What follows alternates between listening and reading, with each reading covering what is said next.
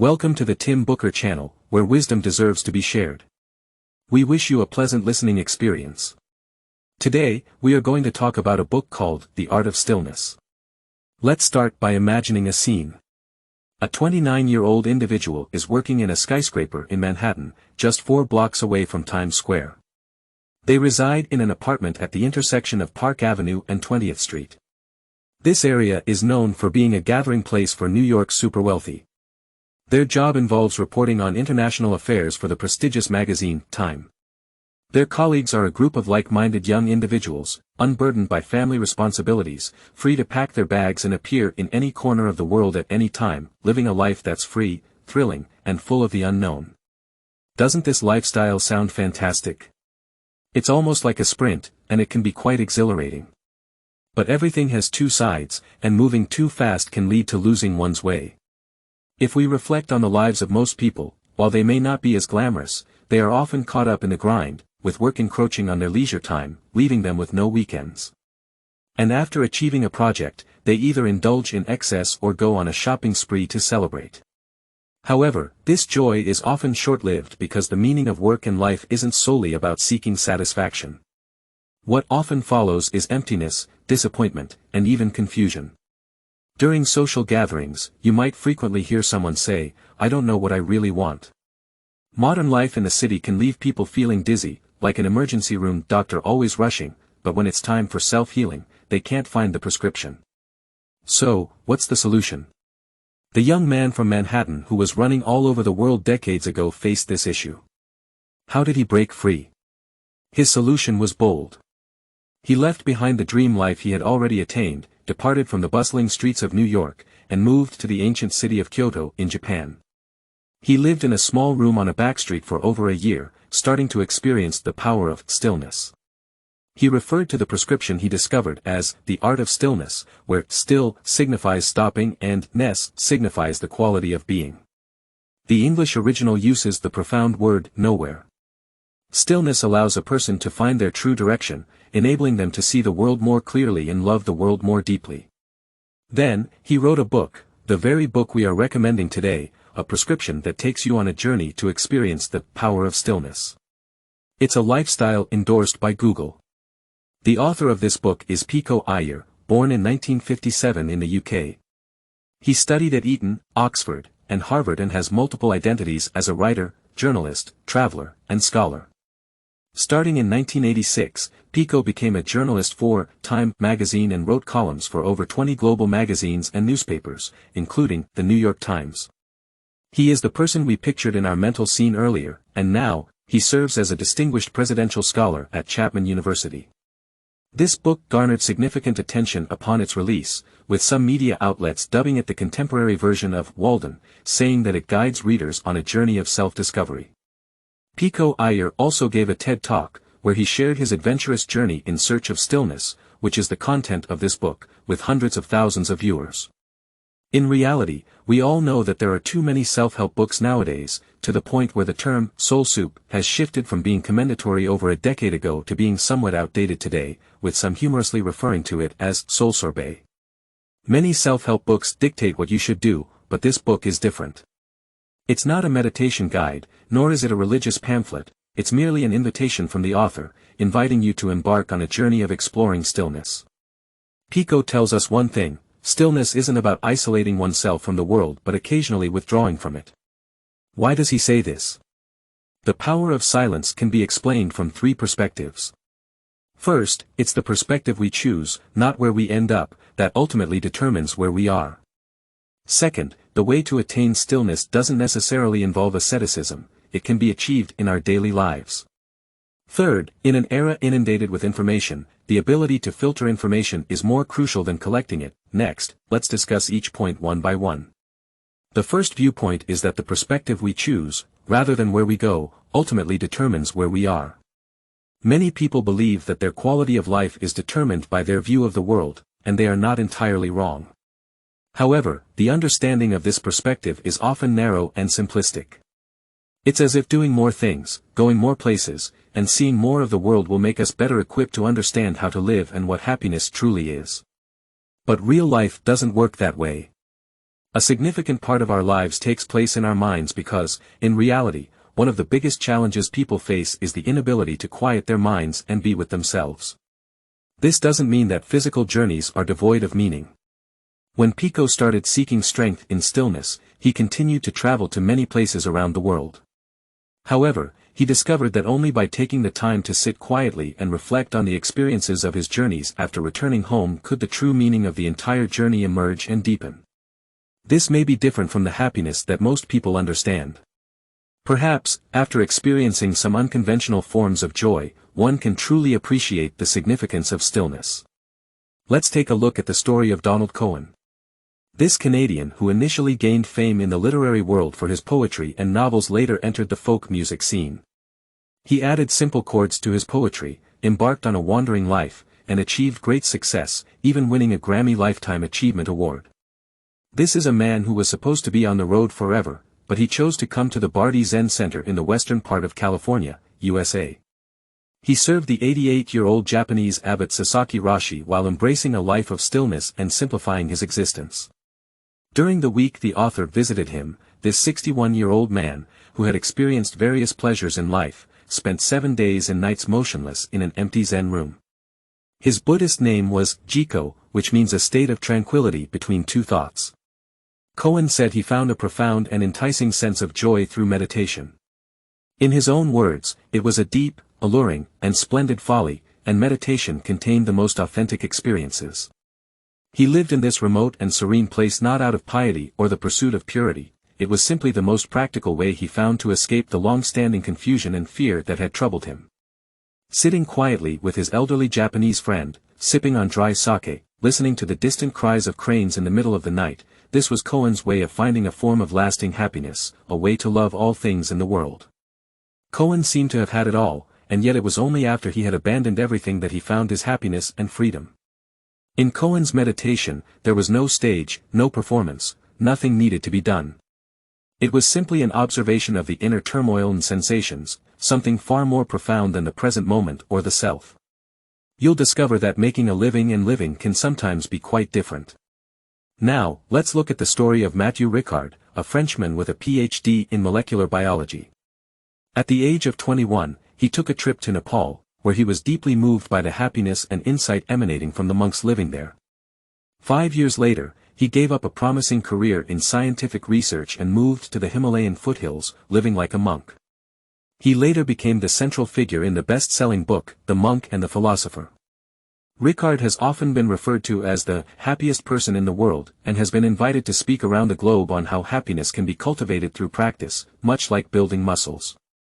His insights into the mind are profound. For example, he would say that if a person, surrounded by trivialities, still seeks happiness, it's like reaching into a blazing fire, hoping not to get burned, something difficult to achieve. Many years later, Ricard published a photography collection that served as the ultimate travel guide. During the year he prepared this collection, he rested in a small cabin in the high mountains of Nepal. Every week or so, he would venture out and capture images of the scenery outside his cabin. These scenes were somewhat repetitive but changed with the clouds, rain, and the shifting of seasons, mirroring the fluctuations in the photographer's own moods. In reality, this collection depicted the inner journey of a person. From it, you could see what one's inner self and life are like when they enter stillness. It was filled with new colors and new vistas, even though nothing had fundamentally changed.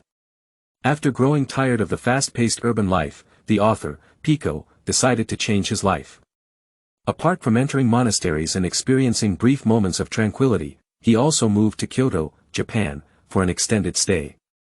During that time, he and his wife lived in an extremely small apartment with no car, no bicycle, no bedroom, and no television. Pico made a living through travel writing, but due to the absence of distractions, every morning when he woke up, he felt like he was surrounded by endless grasslands and distant mountains. This is the first point. The perspective we choose ultimately determines where we are. Now let's look at the second point. The method to reach stillness doesn't necessarily involve asceticism, it can be achieved in daily life. After reading the previous examples, you might think that the pursuit of stillness advocates a life of seclusion. It seems that only by living apart from society, like Cohen or Mathieu Ricard, and practicing in the mountains can one experience inner peace and happiness.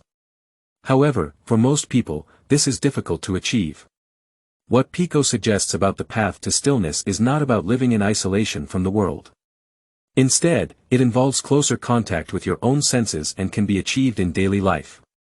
In other words, in the midst of a busy workday, taking a moment to clear your mind can help you stay on course in this fast-paced world. Stillness is just one stop on the journey, so it remains vital rather than becoming a mere habit. In fact, Cohen didn't always stay in the mountains. During that time, he would drive down the mountain, head to a McDonald's, enjoy a filet-o-fish burger, then return to his home in Los Angeles and watch talk shows on television. After a day or two, he would drive back to the mountains, but he never made a firm commitment to spend the rest of his life there. Even at the age of 73, Cohen embarked on a world tour, which lasted for 6 years, taking him to many places around the world and performing over 300 shows, each lasting over 3 hours. His performances were like a kind of ceremony in a temple, an art deepened through stillness. In 2012, Cohen's new album, Old Ideas, was presented in a nearly still state, discussing topics related to death but astonishingly sweeping the charts. Perhaps people are seeking some form of clarity and wisdom, and this is precisely what Cohen, who embraced stillness, can offer us. Once, the author Pico met Matthew Ricard and asked a question that travelers are often asked: how do you deal with jet lag when you're constantly traveling the world? Matthew looked at Pico with surprise and said, "For me, flying is like a brief period of meditation. I can't do anything while in the air, and it's incredibly liberating. I can't go anywhere, I just sit there and watch the clouds and the blue sky outside. Everything is still, yet everything is in motion. It's truly beautiful." Matthew wasn't being mystical. Later, when Pico was on a flight from Frankfurt to Los Angeles, he sat next to a young woman who quietly sat in her seat for 12 hours, doing nothing, not even sleeping. It was evident that she remained in a state of serene contentment throughout. When the plane began to descend, Pico finally mustered the courage to ask if she lived in Los Angeles. She replied that she was German and worked as a social worker, which was often very demanding. She was taking a 5-week vacation in Hawaii to unwind from her stressful life in Berlin. The reason she did nothing on the plane, she explained, was that she enjoyed releasing the tension from her body while in flight. This allowed her to arrive in Hawaii with a calm mind, ready to enjoy her vacation immediately. During a flight from New York to California, Pico also tried closing the electronic screen in front of him but didn't consciously avoid doing anything. When a thought arose, he would jot it down in a notebook, leaving the rest of the time to let his mind roam or simply lie down, as relaxed as a dog on the beach. By the time he arrived home at 3 a.m., Pico felt incredibly awake and clear-headed. An hour before going to sleep, he turned off the room's lights, allowed the music to envelop him, and gradually entered the realm of dreams. When he woke up the next morning, he felt as new as the outside world, both refreshed and renewed. Once, Pico was hosting a radio show and discussing how Mahatma Gandhi dedicated time to meditation every day. A woman called the radio station, sounding very anxious, and said, "As a mother of a child and someone starting a business, where can I find 2 hours a day for meditation?" This complaint may seem reasonable, but upon closer examination, it's precisely the busiest people who need to make time for relaxation because research shows that stress is contagious. If this mother, with a low income and a lot on her plate, can ask her husband, mother, or friends to help take care of her child for 30 minutes each day, she could find that little bit of time for meditation. After relaxing, her mind will be clearer, and she'll be more willing to share her joy and concerns with others, making her more positive. Most of the time, we can find simple ways to reach stillness in our busy lives. For example, setting up an automatic email response, turning off the TV while exercising, or finding a quiet space in a noisy city during a hectic day. These small changes can open up new possibilities in our ordinary, busy lives. Now, let's look at the final point. In an age of information overload, the ability to filter information is more important than collecting it. For many years, we've emphasized the importance of acquiring information, and it seems we've become accustomed to this lesson. However, today, we're not dealing with information scarcity but rather an information flood. The ability to filter information is becoming increasingly vital.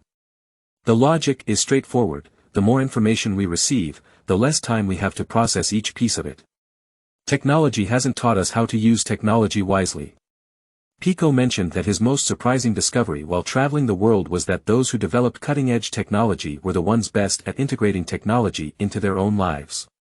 Kevin Kelly, known as the father of the World Wide Web, is also a passionate advocate for new technology.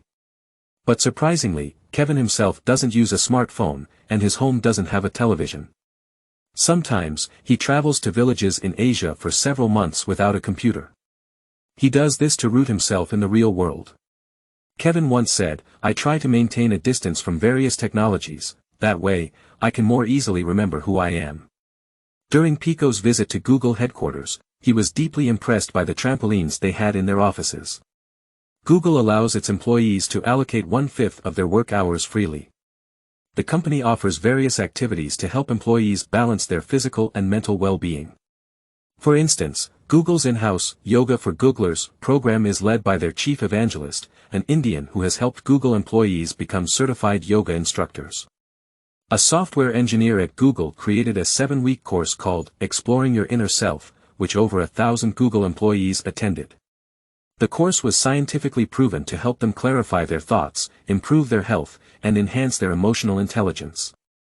At Google, employees can enter a meditation room and close their eyes at any time, day or night, allowing their minds to roam freely and explore hidden insights.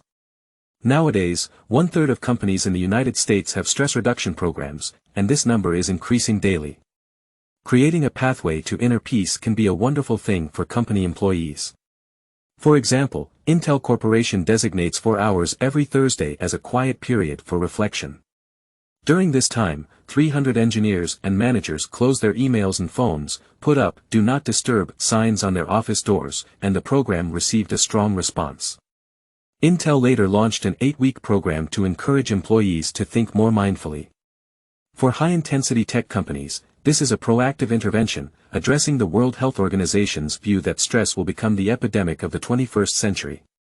In Silicon Valley, many people observe an Internet Sabbath every week, starting from Friday evening to Monday morning, during which they turn off most of their electronic devices. This allows them to regain their sense of direction and balance as they prepare for the workweek ahead. These are the main messages that author Pico wants to convey in this book. Let's summarize.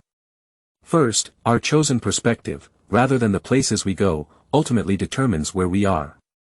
Second, the method to reach stillness doesn't necessarily involve asceticism but can be achieved in our daily lives. Third, in this age of information overload, the ability to filter information is more critical than accumulating it. In the end, the author believes that every person inherently needs a blank space, just like a piece of music resonates because of the pauses. However, this book is not a meditation guide or a religious pamphlet. It advocates a way of life, turning off the computer, putting away the phone, escaping the hustle and bustle of the city, and entering the inner world through prolonged periods of stillness. Life is like a vast canvas.